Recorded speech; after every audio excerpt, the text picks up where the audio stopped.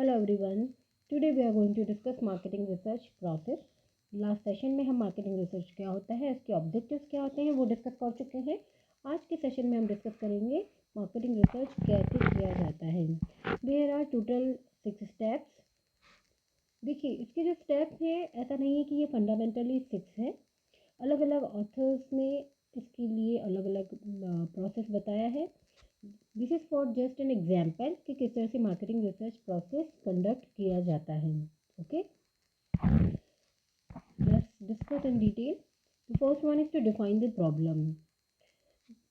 जो सबसे इम्पॉर्टेंट काम होता है मार्केटिंग रिसर्च के लिए वो ये होता है कि सबसे पहले जो फर्म है उसे पता होना चाहिए कि उसकी प्रॉब्लम क्या है या उसके पास क्या नई अपॉर्चुनिटी है जिसको वो कैप्चर करना चाहता है, लेकिन वो ये पता लगाना चाहता है कि उसमें कितनी फिजिबिलिटी है. Okay, so the first and foremost decision that every firm has to undertake is to find out the problem for which the research is to be conducted. यानी सबसे पहले ये इम्पॉर्टेंट चीज़ है कि हमें ये पता लगाना है कि प्रॉब्लम एक्चुअली है क्या. ओके, यानी what is to be researched, यानी कि इसका कंटेंट क्या है, उसका स्कोप क्या है और ये रिसर्च क्यों किया जाना चाहिए. यानी उसके ऐसे कौन से डिसीजंस हमें लेने हैं जिसके लिए रिसर्च की हमें नीड है. इन सब चीज़ों के बारे में बहुत क्लैरिटी होना बहुत ज़रूरी है. अदरवाइज जो रिसर्च होती है वो कई बार उसके वेग होने के बहुत चांसेस रहते हैं या वो रॉन्ग डायरेक्शन में जो है कई बार हो जाती है. So the problem must be defined adequately, because if it is too vague then it may result in the wastage of scarce resources, and if it is too narrow then the exact conclusion cannot be drawn. Okay, तो सबसे पहला जो काम है वो है that is to define the problem. The next one is to develop the research plan. यानी research plan कैसे बनाया जाना चाहिए. तो इस स्टेप के अंदर सारी जो रिलेवेंट इंफॉर्मेशन होती है उन्हें कलेक्ट किया जाता है. जैसे कि हम डेटा कहाँ से कलेक्ट करेंगे. The researcher can collect the data pertaining to the research problem from either the primary sources और द सेकेंडरी सोर्सेज.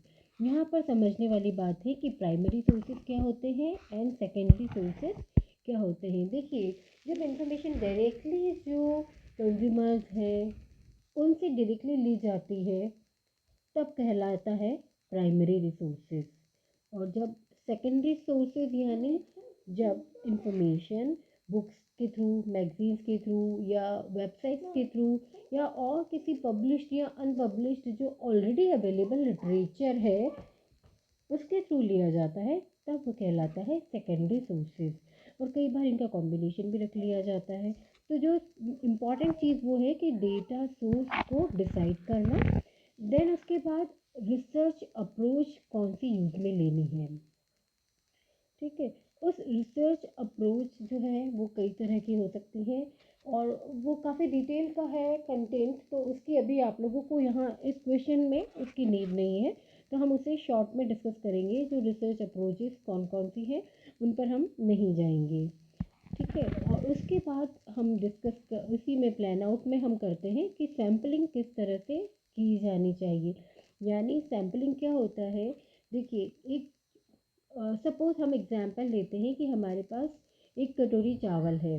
ठीक है, उस एक कटोरी चावल में से अगर कुछ दाने चावल के ले लिए जाए तो that is called samples. Similarly अगर हम कंज्यूमर्स बिहेवियर पे अगर डिस्कस करना चाहते हैं या कंज्यूमर बिहेवियर्स पर रिसर्च करना चाहते हैं तब उस कंडीशन में सारे कंज्यूमर्स को रिसर्च में इंक्लूड करने के बजाय उनमें से कुछ जो है कंज्यूमर सेलेक्ट कर लिए जाए और उनके आधार पर, उनके डिसीजंस के आधार पर या उनसे फीडबैक लेकर रिसर्च को कंडक्ट किया जा सकता है. तो फिर इसमें इसीलिए इसमें कहा जाता है कि जो सैम्पलिंग है that should always be very justified. Okay, और उसी के अकॉर्डिंग सैम्पलिंग साइज और सैम्पलिंग प्रोसीजर भी उसी के साथ साथ डिसाइड कर लिया जाता है. उसके बाद ये भी डिसाइड किया जाता है कि कॉन्टैक्ट मेथड्स क्या रहेगा. यानी जो रेस्पोंडेंट्स हैं उन्हें किस तरह से कॉन्टैक्ट किया जाएगा उनके फीडबैक के लिए. ये हमारा सेकंड स्टेप हुआ. The third step is to collect the information. This is one of the most expensive methods of marketing research. क्योंकि जो डेटा कलेक्ट करना है, जो इन्फॉर्मेशन कलेक्ट करना है, वो एक बहुत ही ट्रबलिंग वाला काम होता है।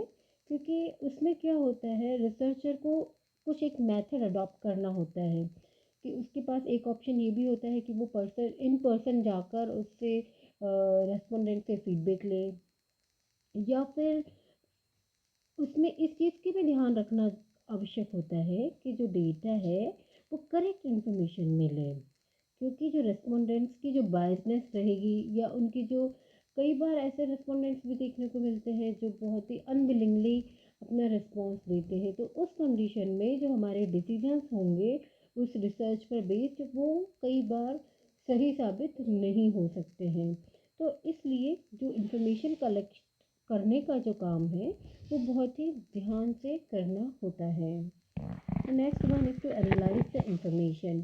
Once the information is collected, the next step is to organize it in such a way that some analysis can be obtained. देखिए, जो रॉ डेटा अगर हमने कलेक्ट कर लिया है तो उसका कोई यूज़ नहीं है अनटिल और अनलेस हमने उसे प्रॉपरली एनालाइज कर नहीं किया है।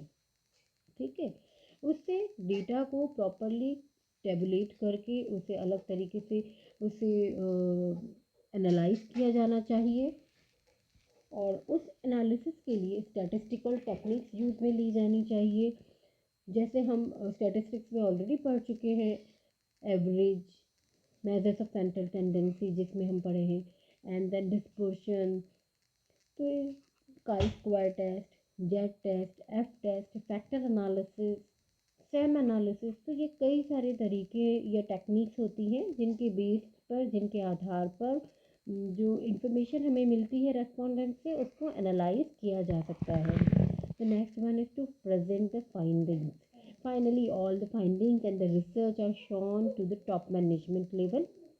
जो भी रिसर्च का एनालिसिस होता है उसका कंक्लूजन निकाल दिया जाता है, एंड देन उसकी फाइंडिंग्स को मैनेजमेंट के सामने प्रेजेंट किया जाता है।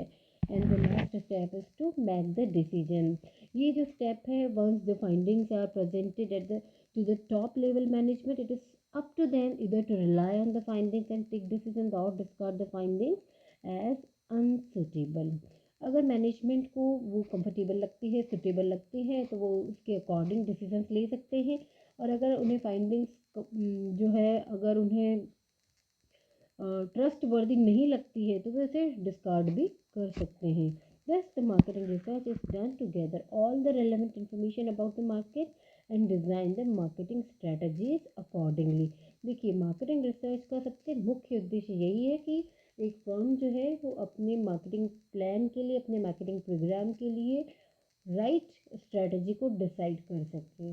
ओके, और उसमें मार्केटिंग रिसर्च एक बहुत अच्छा, बहुत बड़ा रोल प्ले करता है। Thank you.